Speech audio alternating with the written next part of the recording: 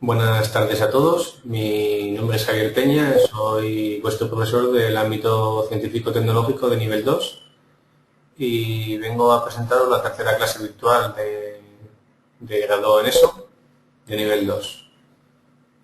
Vamos a ver esta clase respecto a la asignatura de tecnología, el tema 3, que consiste en el conocimiento de las herramientas informáticas del bloque 1. Entre otras herramientas informáticas se encuentra el sistema operativo, que es el software instalado en un ordenador para obtener un formato prediseñado.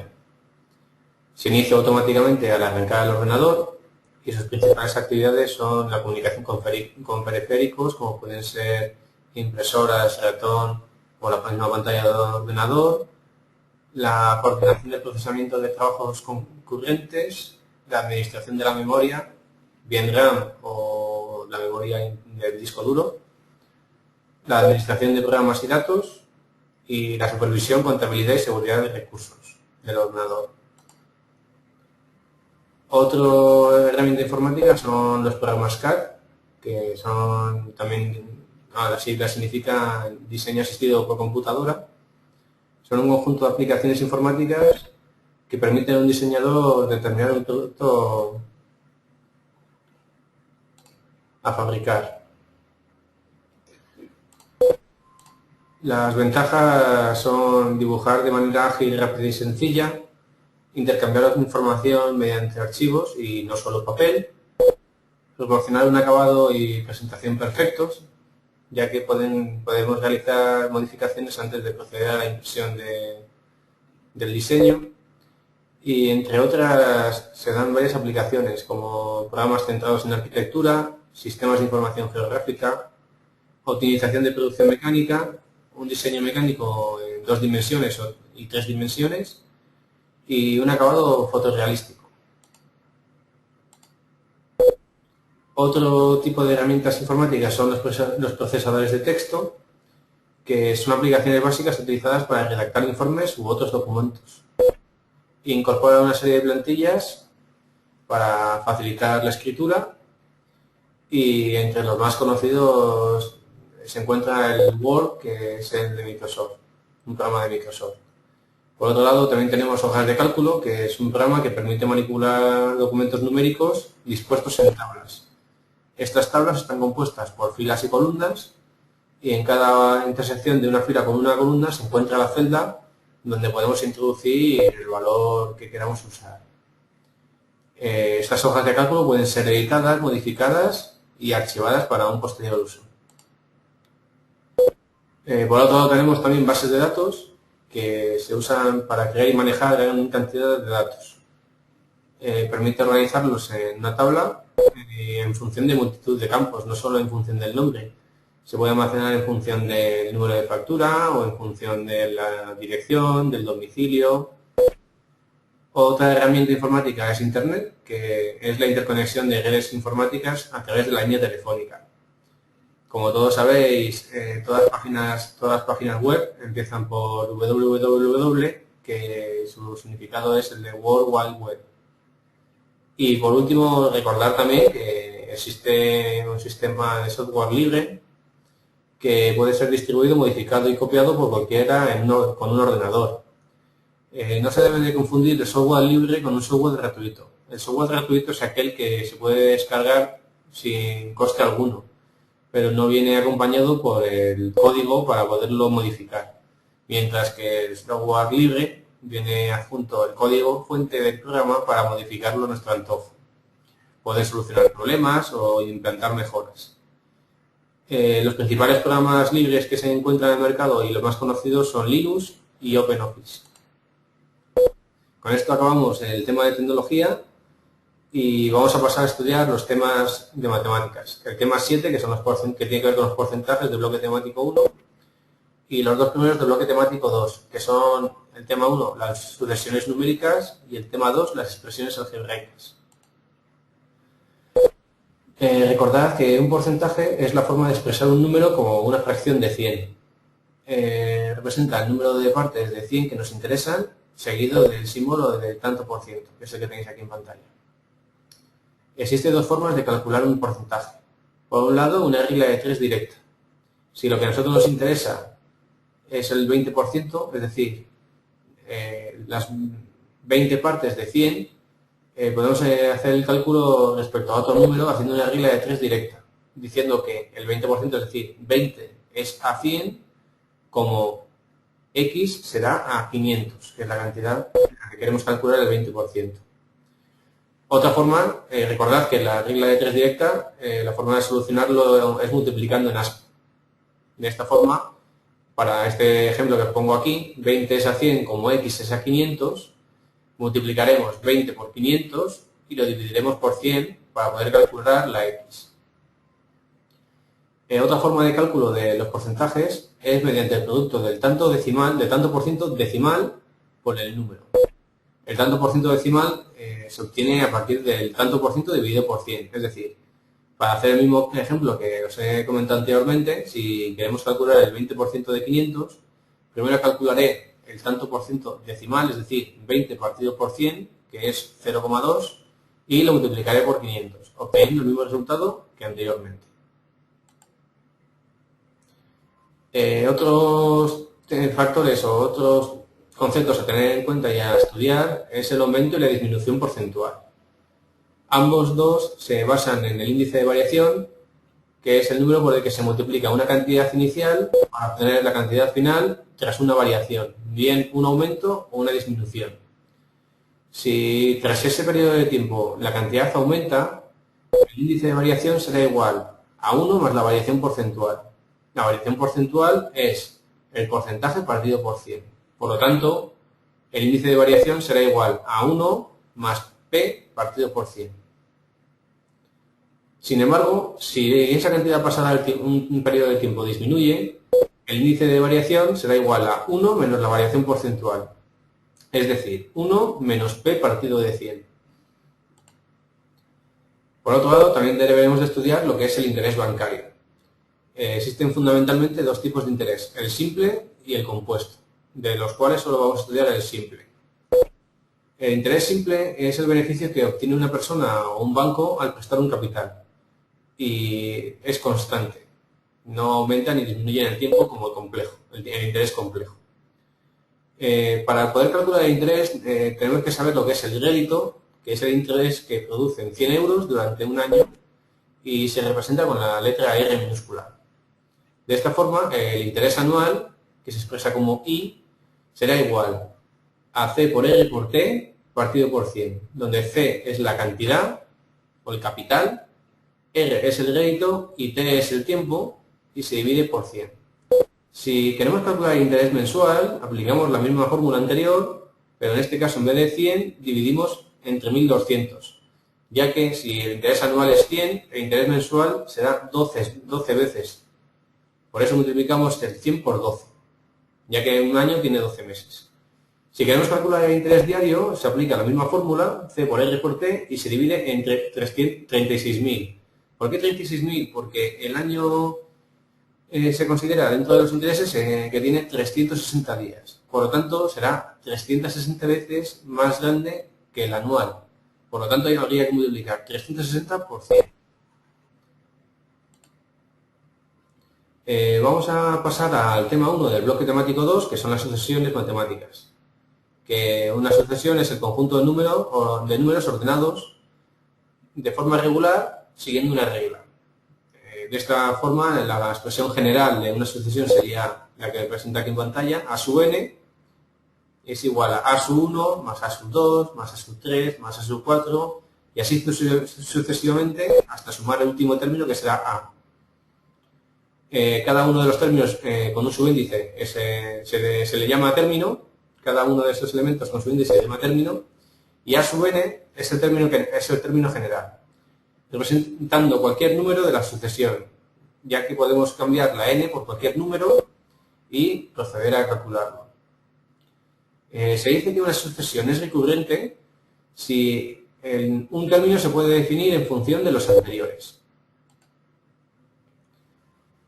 Para realizar operaciones con sucesiones se suman, o se operan, es decir, se suman, restan, multiplican y dividen cada término con los de su mismo subíndice.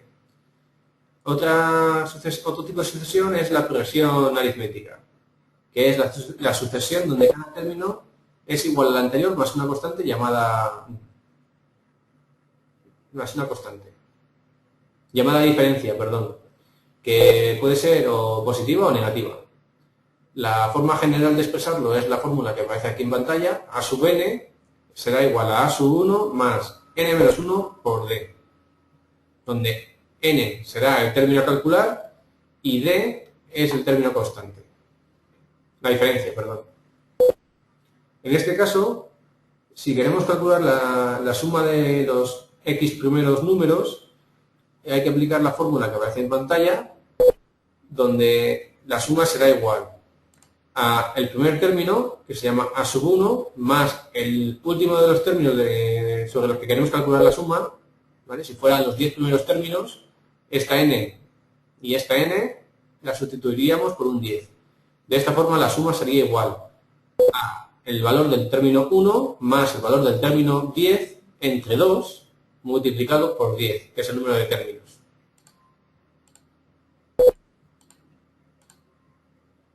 Por otro lado, otra progresión sería la geométrica, donde cada término equivale al anterior multiplicado por una constante o razón, que se representa con la letra R minúscula también. La forma general de expresar esta progresión sería como a sub n igual a el producto de a sub 1 por la razón elevado a n menos 1. Recordad que para calcular cualquier término de esta progresión geométrica tendríamos que sustituir la n por el factor que queremos calcular. Si quisiéramos calcular el número 10, sustituiríamos la n por 10. Por lo tanto, nos quedaría que a sub 10, que es el que queremos calcular, será igual a a sub 1, que será el primer término de la progresión, por r elevado a 10 menos 1, en r elevado a 9. Para este caso de progresión geométrica, si queremos sumar n términos, la suma sería igual al primer término, a sub 1, por r elevado a n menos 1, r elevado a n, perdón, menos 1, es decir, no r elevado a n menos 1 como aquí, sería r elevado a n menos 1 partido por r menos 1, donde acordaros que r es la constante o razón de la progresión. Y pasamos al tema 2 del bloque temático 2, que son las expresiones algebraicas. Estas expresiones no son otra cosa más que una combinación de letras y números ligadas por signos de operaciones matemáticas. Sus características fundamentales son que el lenguaje algebraico es más preciso que el numérico, permite expresar números y propiedades numéricas generales, expresamos números desconocidos y realizamos operaciones aritméticas con ellos, y tenéis que recordar que se suelen usar paréntesis para agrupar términos y separar operaciones. Y para poder quitarlos hay que fijarse en el signo que le precede al paréntesis. Si el signo es un más, o si es un signo positivo, se pueden sacar los términos del paréntesis sin alterar nada, sin ningún problema, pero si el signo que precede al paréntesis es un menos, tendremos que cambiar de signo a todos los términos que están incluidos dentro del paréntesis. Un monomio es una expresión algebraica donde las operaciones aparecen solo con producto, cociente y exponente, y un polinomio es la suma o resta de monomios. Dentro de un polinomio hay varios conceptos a saber. El primero de ellos es el término, que es cada uno de los monomios que componen el polinomio.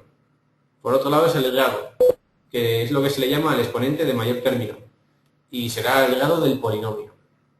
Por otro lado, la parte literal, que son las letras con sus exponentes, las letras que componen el polinomio con sus exponentes. Los coeficientes, que son los números que multiplican la parte literal. Y el término independiente, que es el término del polinomio con grado 0, es decir, que no va acompañado de ninguna letra. Para realizar las operaciones con polinomios, en caso de sumar y restar, se suman y restan los coeficientes del mismo grado. Es decir, los coeficientes cuyos monomios tienen las mismas letras elevados al mismo exponente. Para realizar multiplicación de un número por un polinomio, se multiplica el número por cada uno de los coeficientes del polinomio. En caso de multiplicar un monomio Y un polinomio se multiplica el monomio por cada uno de los monomios que forman el polinomio.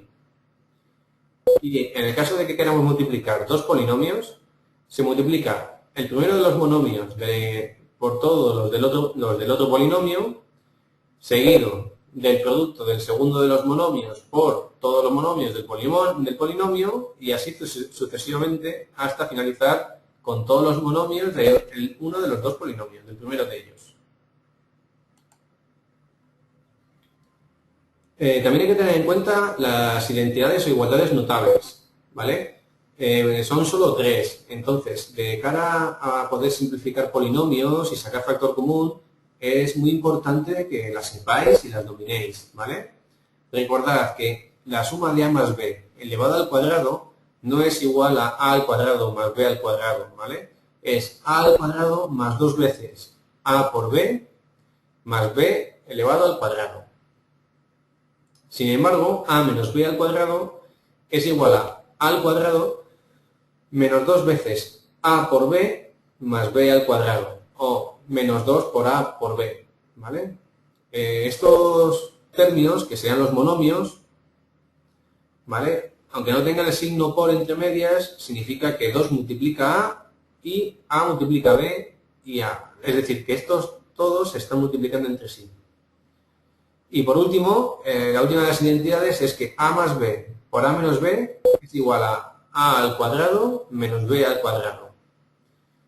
Recordad que es muy importante que sepáis estas identidades e igualdades, ya que os pueden ser muy útiles de cara a sacar factor común de polinomios o a simplificar los mismos.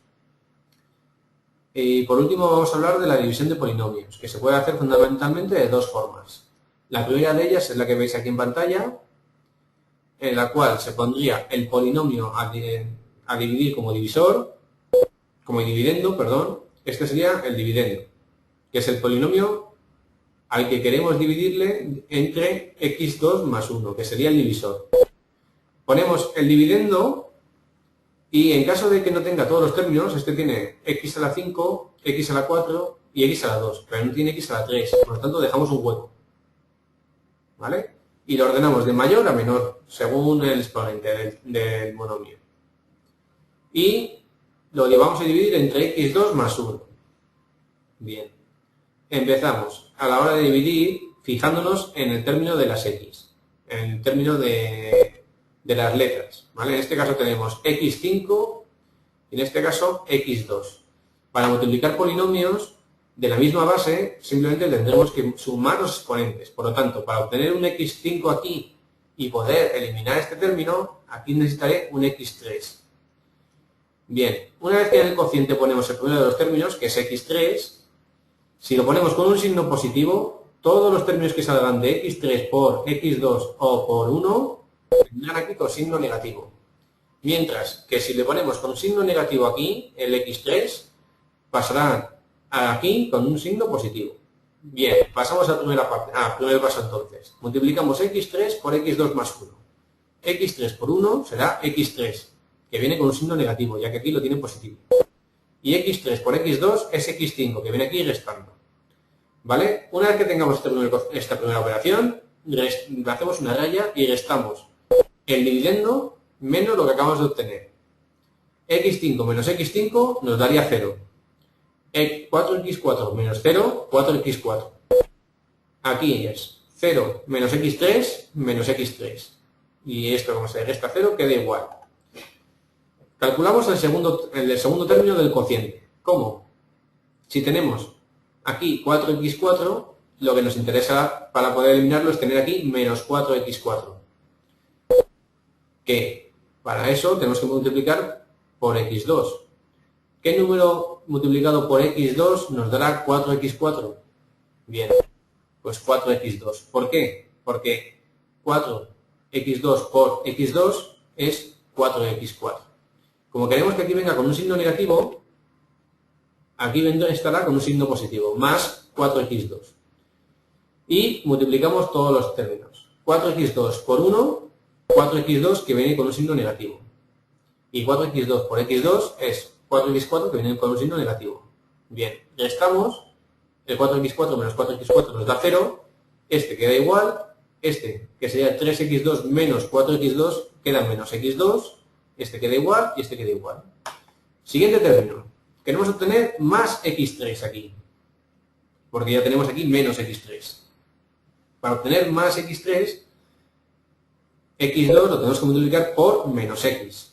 Por lo tanto, ponemos en el cociente menos x y multiplicamos todos los términos. Menos x por 1, menos x. Menos x, pero aquí vendría con el signo opuesto, más x. Y menos x por x2 será menos x3, que aquí viene con el signo cambiado, más x3. Restamos. Este se nos simplifica, nos da 0. Este queda igual, menos 6x más x menos 5x. Y este nos queda igual. Y por último calculamos el último de los términos, que sería el que no lleva asociado una letra. Ya que para obtener x2 menos x2 tenemos que multiplicar x2 por 1. Pero queremos que venga con signo positivo, por lo tanto tiene que tener un signo negativo en el cociente.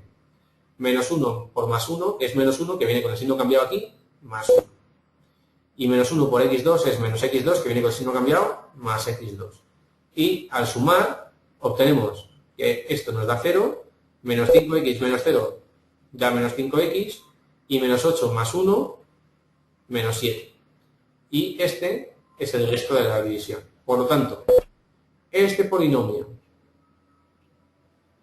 entre este polinomio nos dará igual a este cociente más este resto. Otra forma de hacer divisiones matemáticas es mediante el método de Ruffini.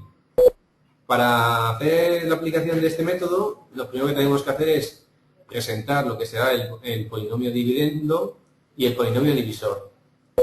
¿Cómo? Cogemos únicamente los coeficientes de cada uno de los términos y los ponemos en una línea. 3 menos 8, 3 más 2. En caso de que no tengamos término, es decir, en este caso no tenemos el x2, ponemos un 0. Y seguimos 9 y más 2. Y por último, tenemos que poner aquí el coeficiente del divisor cambiado de signo del término libre, ¿vale? El que no tiene asociado, el que no va asociado a ninguna letra. Como aquí tenemos menos 2, ponemos un 2. El primero de los términos se baja abajo y se multiplica por este número. 3 por 2, que lo dice aquí, 2 por 3, 6. Y se resta y se suman estos dos términos. Menos 8 más 6, menos 2. Por 2, menos 4. Más 3, menos 1. Por 2, menos 2. Más 2, 0. Y así con todos los términos, hasta llegar al final. De esta forma, al final obtenemos todos los términos que nos darán lugar al cociente. Es decir, este 3 será el de 3x5 menos 2x4 menos x3, x2 es igual a 0, x es igual a 0 y el término independiente será más 9.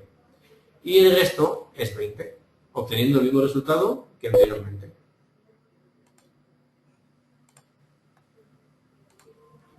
Por último, tenéis que aprenderos uno de los teoremas, que es el teorema del resto, que dice que el resto de la división de un polinomio de la forma x menos a es dicho polinomio para x igual a a. Lo que tenéis que hacer en este caso para calcular el resto será sustituir en el polinomio dividendo el valor de x por el valor de a del divisor. Y una vez que hayáis hecho esa modificación, sumáis y restáis todos los términos y lo que os dé como resultado será igual al resto. Y por último, hablar del cálculo de raíces de un polinomio. Son aquellos números que al sustituir en la variable del polinomio, que se presenta como letra, pues bien como una x, como una y o como una z, anulan el polinomio dando como resultado de la suma 0. Para obtener estos términos se suelen buscar a partir del término independiente y sus divisores. De esta forma, si el término independiente del divisor es a, calcularemos las raíces a partir de a y sus divisores. Si a fuera igual a 3, ¿vale? Calcularemos las raíces a partir de 3, es decir, probaríamos con 3 y menos 3, y sus divisores, que en este caso es 1 y menos 1. Y para los casos en los cuales el polinomio nos dé 0, podremos decir que ese es el valor de su raíz, o que sus raíces son esos dos términos. También vamos a ver un poco lo que se hablaba antes de transformaciones de expresiones algebraicas. Fundamentalmente se hacen aplicando 3 pasos. Uno de ellos sería sacar factor común, que se puede realizar cuando todos los monomios son múltiplos del mismo monomio, es decir, si todos tienen en común uno de los monomios, en este caso, aplicado un ejemplo, ax más bx, en los dos casos tenemos como monomio común la x, por lo tanto lo podríamos sacar con factor común, quedando como x por a más b. Podemos aplicar las igualdades notables que os hablé anteriormente y suelen ser muy útiles para expresiones de este tipo. A al cuadrado más 2 por a por b más b al cuadrado, no sé si lo recordaréis, pero es igual a más b al cuadrado. Y a más b al cuadrado a su vez se puede expresar como a más b por a más b. Y por último también podemos aplicar la regla de Ruffini, que os he comentado anteriormente, que se suele usar para realizar divisiones de polinomios. Lo que se hace es aplicar la regla de Ruffini para conocer de forma rápida y sencilla cuáles son las raíces de ese polinomio. Y para qué raíces obtenemos un resto cero.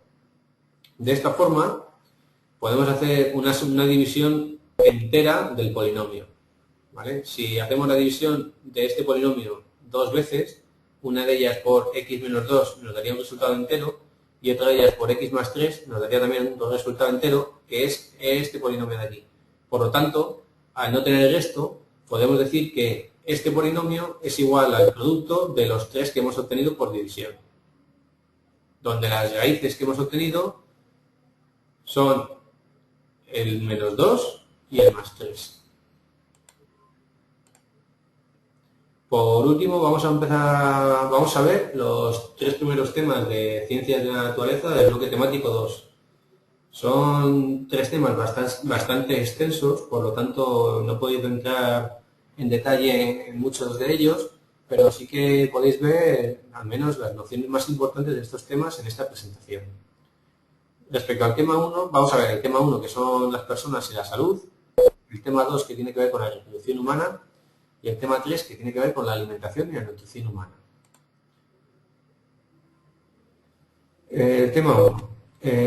Recordad que hay 2 tipos fundamentales de seres vivos. Por un lado, los unicelulares, que son los que están compuestos por una única célula, y los pluricelulares, que son los que están compuestos por muchas células.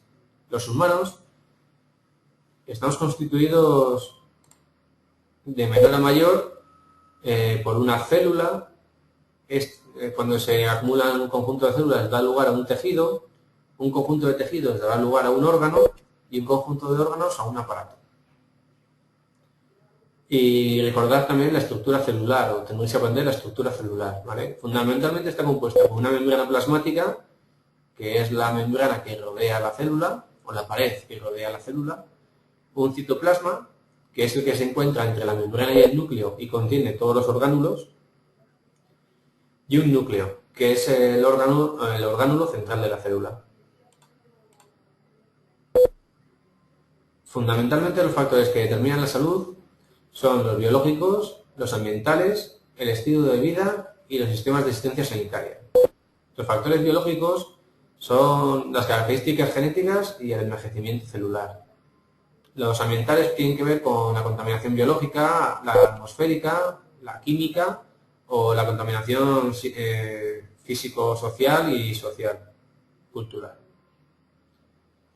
Y el estilo de vida tiene que ver con llevar a cabo una forma de vida evitando factores de riesgo, así como las drogodependencias, o realizar ejercicio, llevar una vida equilibrada, disfrutar del tiempo de ocio, cuidar nuestra higiene, cepillar nuestros dientes, vigilar la postura, un uso adecuado de servicios sanitarios, entre otros.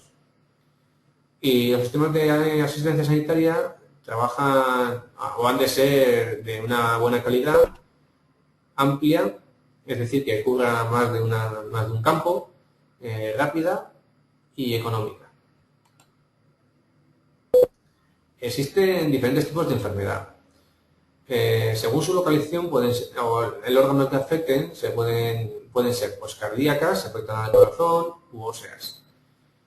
También hay otras clases en función de su historia natural. Pueden ser agudas, si la enfermedad es algo puntual, o crónicas, si su duración va a ser larga. También se pueden clasificar en función de su curso, si son progresivas, es decir, que la gravedad de la enfermedad va aumentando con el paso del tiempo, o intermitentes, si la enfermedad aparece y desaparece de forma puntual. También se pueden clasificar en función de su etiología u origen, es decir, si son infecciosas o no infecciosas. Y, por otro lado, por lo norma general, los microorganismos son organismos procariotas, en el caso de las bacterias, o eucariotas, en el caso de los protozoos. Recordad que la diferencia entre procariota y eucariota es que los procariotas son organismos con ausencia de núcleo y los eucariotas tienen núcleo. Algunos de estos microorganismos habitan de manera habitual en nuestro cuerpo y llegan a resultar beneficiosos para nuestra salud, como por ejemplo la flora intestinal que se aloja en nuestro intestino y nos ayuda a hacer la digestión. Otros microorganismos, sin embargo, son patógenos y son capaces de causar enfermedades como algunas bacterias, unos virus o hongos. La transmisión de enfermedades se puede dar lugar por diferentes métodos. El primero de ellos es por contacto directo, es el caso del SIDA. Por contacto indirecto, por ejemplo, el tétanos. En este caso, para que llegue el tétanos a nuestro organismo, se tiene que contaminar un elemento con este microorganismo o esta bacteria y luego nosotros ponernos en contacto con ese elemento. Se puede también transmitir a través de la inhalación, pasando al torrente sanguíneo a través de nuestro aparato respiratorio. También se puede producir la transmisión por ingestión, como es el caso de la salmonelosis o el cólera, pasando a nuestro organismo a través del aparato digestivo. Y luego también se pueden transmitir por insectos u otros vectores. Por ejemplo, en este caso a través de insectos, pues se transmite el paludismo, la malaria, a través de la picadura del mosquito. Sin embargo, también tenéis que recordar que nuestro organismo también posee varios sistemas de defensa o líneas de defensa. La primera de ellas es la piel y las mucosas nasales, y también existe una segunda línea donde actúan linfocitos y leucocitos. Los linfocitos son los que suministran anticuerpos al organismo y los leucocitos son los que son capaces de eliminar las bacterias o microorganismos mediante, comiéndose los microorganismos o ingiriéndolos. Existen tres fases cuando sufrimos una enfermedad infecciosa. La primera de ellas es la incubación, que es el tiempo que transcurre desde que el patógeno afecta a nuestro organismo hasta que se presentan los primeros síntomas de la enfermedad. La segunda de las fases es la enfermedad manifiesta, que es el tiempo en el cual nuestro organismo lucha contra la enfermedad. Y luego la última de las fases es la convalecencia, que es el tiempo que nuestro cuerpo tarda en recuperarse una vez ha desaparecido el patógeno del mismo. También existen dos opciones o dos formas de luchar contra las enfermedades. La primera de ellas son las vacunas, que es una inmunidad artificial activa y se obtiene a través de la inyección de un patógeno en nuestro organismo para provocar el desarrollo de anticuerpos en nuestro cuerpo. Y la otra forma sería mediante sueros, que son preparados biológicos que nos ayudan a desarrollar una inmunidad artificial pasiva, ya que ellos mismos contienen anticuerpos. Por último, quiero hablar del tema de los trasplantes y donaciones, que es otra forma de intentar solucionar enfermedades. En estos casos, a fin de minimizar el efecto de rechazo de nuestro organismo a introducir en él un órgano exterior o un órgano que no le pertenece, se suelen realizar análisis de compatibilidad entre donante y receptor, sobre todo centrándonos en el estudio del grupo sanguíneo y la compatibilidad entre tejidos. Y respecto a los primeros auxilios, pues tendréis que tener en cuenta que son procedimientos de carácter inmediato, rápido, temporal y profesional. Entre ellos, la primera de las cosas que se suelen hacer o las primeras cosas a aplicar, ¿vale?, es conocer los signos vitales, como son el pulso, la temperatura, la respiración, la tensión arterial y el reflejo pupilar. Existen varios tipos de emergencias en función de la zona del cuerpo a la que afecte, ¿vale? En caso de hemorragia, pues es ocurre cuando tenemos un accidente con una abertura de la piel, tenemos emanación de sangre al exterior, puede ser externa o interna. Externa sería cuando la sangre sale al exterior del cuerpo, e interna es cuando surge una rotura de un vaso o de una vena y se produce ese derrame en el interior del cuerpo. También podemos tener fracturas o asfixia por alimentos. Esta última de las formas o tipos de emergencia se suele aplicar la técnica de Heimlich para poder expulsar el elemento que está asfixiando y así poder salvar la vida de la persona. Respecto a los primeros auxilios, lo más importante es que os acordéis de las siglas PAS, que son P de proteger, A de avisar y S de socorrer. Es decir, ante una emergencia lo primero que tendremos que hacer será proteger tanto al accidentado como a nosotros mismos. En segundo lugar, avisar a emergencias llamando por norma general a 112, que es el número de teléfono de asistencia internacional. En la mayoría de los países es el mismo. Y en el último de los casos, socorrer, es decir, ayudar al herido, siempre y cuando nuestros conocimientos nos lo permitan. Vamos a empezar a ver lo del tema 2 de ciencias naturales de este bloque temático, que consiste en la reproducción humana, ¿vale? El aparato reproductor es el que lo hace posible. En el caso de la mujer son los ovarios, cuyo es el órgano primario, y luego también tiene los órganos accesorios, como son las trompas de falopio, que son las que unen los ovarios con el útero matriz, que es donde se lleva a cabo el embarazo o donde se lleva a cabo el desarrollo del embrión, y la vagina, que es el conducto que une el útero con el exterior. En el caso de los hombres, los órganos primarios son los testículos y los órganos accesorios son el epidimio, el epidídimo, que es la zona donde se almacenan los espermatozoides, los conductos deferentes, la vesícula seminal, que es la que segrega sustancias que dan lugar al semen, el conducto eyaculador, la próstata, el pene y una bosa escrotal. En ambos casos, el aparato reproductor comienza a funcionar en la pubertad.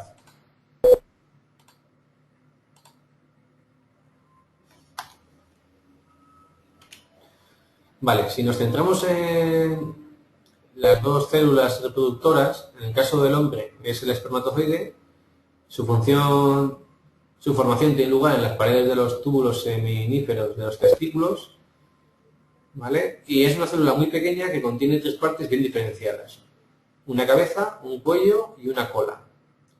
En el caso del óvulo, que es la célula femenina de reproducción, es una célula grande esférica cuyo núcleo contiene 23 cromosomas, que son justamente la mitad que cualquier otra célula. Se forman en los folículos de los ovarios y para poder conseguir los 46 cromosomas que tiene cualquier célula, necesitarán los cromosomas, se formarán los cromosomas una vez que se realice la fecundación. Existen muchas enfermedades de transmisión sexual, también conocidas como venéreas, como la gonorrea, que es una de las más frecuentes causadas por una bacteria, la sífilis, que también es causada por una bacteria y tiene 4 etapas, la clamidia, el papiloma humano, que es un virus responsable de las verrugas genitales que son altamente contagiosas, los herpes, la tricomoniasis o el SIDA, que es el más conocido o de las más conocidas, está provocado por el virus de la inmunodeficiencia humana, el VIH, y ataca al sistema inmunológico. y otra de las enfermedades sería la hepatitis. Respecto al ciclo menstrual, pues deberíais de saber que la ovulación se produce entre los 12 y 14 días después del comienzo de la menstruación y así sucesivamente en un ciclo de 28 días. El óvulo, una vez que sale del ovario, es recogido por las trompas de falopio y lo llevan hasta el útero, donde si no se encuentra con ningún espermatozoide, se desprende y comienza un nuevo ciclo. La fecundación es el proceso en el cual el óvulo se encuentra con un espermatozoide y penetra en él, fusionando los núcleos de ambas células. Solo un espermatozoide es el que se introduce dentro del óvulo y formará el cigoto. A partir de esta primera célula, una vez que se produce esta célula, se puede decir que la mujer está embarazada. Y a partir del cigoto se empezará a multiplicar y a formar muchas células que darán lugar al futuro niño. Este cigoto pasa por distintas fases. Del cigoto se pasa a formar la mórula y después el blastocito, que es el que se pega en las paredes del útero. Una vez que el blastocito se ha pegado en las paredes del útero, se lleva a cabo el desarrollo embrionario. Es decir, que se empieza a multiplicar, dando lugar a las células que formarán el ectodermo, el endodermo y el mesodermo. El ectodermo, que son las células que posteriormente dan lugar a la formación de la piel y las uñas, la piel. El endodermo serán las células que den lugar a la formación de órganos internos y el mesodermo serán las células que den lugar a la formación de músculos o huesos.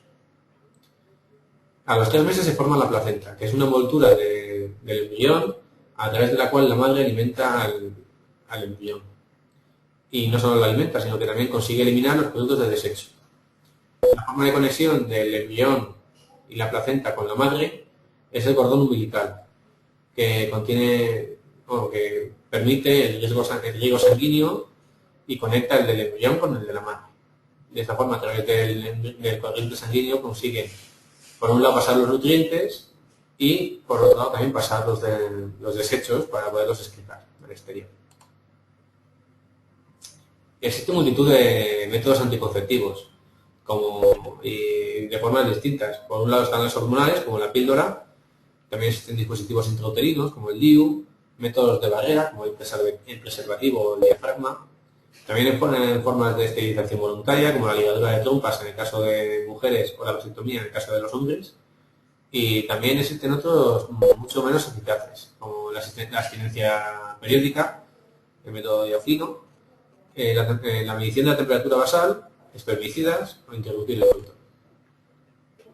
Por último, vamos a ver el tema 3, que es el que tiene que ver con la alimentación humana. Recordad que la alimentación consiste en proporcionar alimentos al cuerpo, tanto sólidos como líquidos. Es un acto voluntario y como ejemplos de alimentos, pues tenéis el pan, la carne y la leche. El término alimentación no se debe confundir nunca con el de nutrición, ya que este último, de nutrición, hace referencia a los nutrientes que se consiguen de los alimentos que hemos ingerido mediante un conjunto de procesos químico-físicos. Como ejemplos de nutrientes, pues están las proteínas, las grasas, los hidratos de carbono. Esta nutrición permite al individuo obtener, transformar y aprovechar los alimentos. En la digestión, los alimentos ingeridos se dividen en sustancias más pequeñas y simples, obteniendo los nutrientes. Y podemos obtener a partir de ellos varias funciones. Una sería la energética, la obtención de energía. Otra sería la plástica o reparadora, para poder reparar tejidos. Y otra la reguladora. Como ejemplos de nutrientes, pues tenéis aquí un montón. Las proteínas, los glúcidos, los lípidos, los minerales, las vitaminas, las fibras y el agua. Las proteínas fundamentalmente es para el mantenimiento y la reparación de tejidos. Y nunca deben de faltar en la dieta de los niños y adolescentes por ser material de crecimiento. Los glúcidos proporcionan energía. Los lípidos son los nutrientes de mayor valor energético y a veces, al ser difíciles de digerir, se almacenan en el cuerpo, dando lugar a los tejidos adiposos o la grasa. Los minerales son fundamentales para el desarrollo y mantenimiento del cuerpo. No son sustancias energéticas, pero sí que regulan algunas funciones del organismo. Las vitaminas, que son sustancias orgánicas necesarias en muy pequeñas cantidades para el crecimiento y desarrollo normal del cuerpo. las fibras que no se descomponen durante la digestión y ayudan a que el aparato digestivo funcione correctamente, y el agua. Es el componente mayoritario del cuerpo humano y resulta indispensable para que éste realice su actividad con normalidad. ¿Vale? Tened en cuenta que el cuerpo está formado en casi un 65% de este elemento del agua. Los sistemas y aparatos que participan en la nutrición humana son, por un lado, el digestivo, que es el que transforma los alimentos ingeridos a través de la boca y los pasan a nutrientes, y estos nutrientes los pasan a la sangre. Y por otro lado, las partes no digeridas son enviadas fuera del organismo en forma de excrementos. Por otro lado, el aparato respiratorio es el que lleva el oxígeno desde el exterior a los pulmones, donde pasa la sangre, y donde lleva el CO2 de los pulmones al exterior, ya que en los pulmones se produce un intercambio de CO2, de O2 que entra por CO2 que sale. Es decir, que las células, cuando quieren expulsar el CO2, lo llevan hasta los pulmones, y el aparato respiratorio es el que se encarga de expulsarlo al exterior. Por otro lado, también interviene el aparato circulatorio, ya que transporta los nutrientes y el oxígeno a las células del cuerpo y para poder realizar sus actividades, y recoge el CO2 para llevarlo a los pulmones y expulsarlo al exterior. Por otro lado, también interviene el aparato excretor, cuyo órgano principal son los riñones, y se encargan de filtrar la sangre que les llega, eliminando todos los productos nocivos resultantes de la actividad del organismo.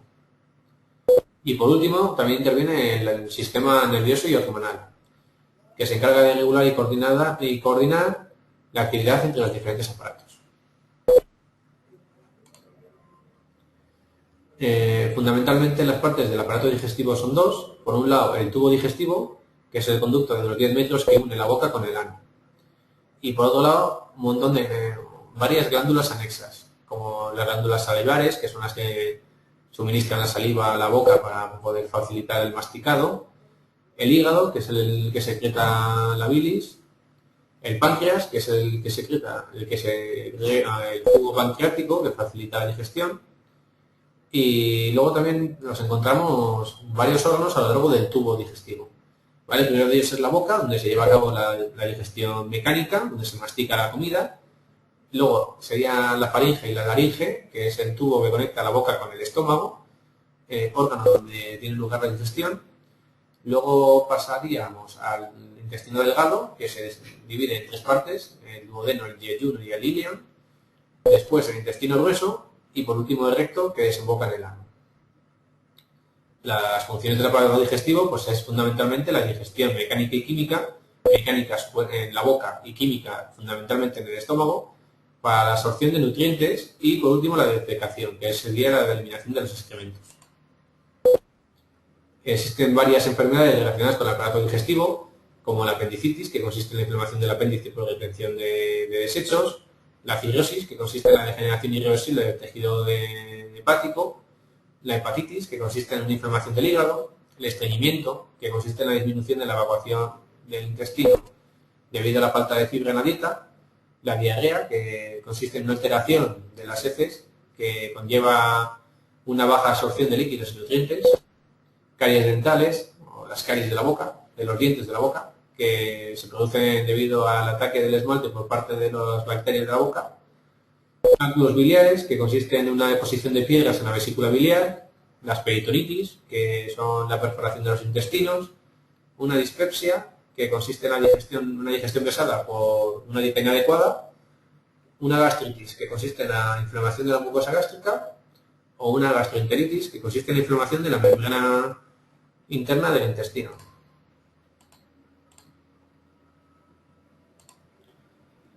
Por otro lado, pues para evitar estas enfermedades, la forma más sencilla es llevar a cabo unos hábitos alimenticios saludables. Nuestro organismo necesita diferentes nutrientes para mantenerse sano, y en diferentes cantidades. Ningún alimento los contiene todos. Por lo tanto, es necesario mantener una alimentación variada de todos los grupos. Los grupos fundamentales que existen de alimentación son los que veis aquí. Por un lado, el grupo de lácteos, que son los que contienen o que son ricos en proteínas, glúcidos, lípidos, vitaminas y agua, y lo contienen pues las leches, los yogures, los quesos. Dentro de los grupos de carnes y pescados son ricos en proteínas, Los cereales como el trigo o el maíz son ricos en hidratos de carbono. Los grupos de verduras y hortalizas pues son ricos en agua, fibra, minerales y vitaminas. Las frutas son ricas en agua, fibra, minerales, vitaminas y hidratos de carbono. Y las grasas, que son los aceites vegetales y todos estos, son muy ricos en ácidos grasos y vitaminas. Y los condimentos que son muy ricos energéticamente, es decir, que tienen mucha energía. Una dieta equilibrada pues sería capaz de aportar todos los nutrientes necesarios para que nuestro organismo pueda funcionar con normalidad y, como he dicho anteriormente, debe de incluir alimentos de todos los grupos. Debe de incluir verduras, frutas, cereales, carnes blancas o grasas vegetales. Un buen ejemplo de la alimentación es la dieta mediterránea, que muestra grandes efectos en la prevención y tratamiento de enfermedades degenerativas. Fundamentalmente las enfermedades provocadas por una malnutrición son 4. Una sería la inanición, que sería una prolongada insuficiencia de alimentación y provoca una extrema debilidad y una desnutrición.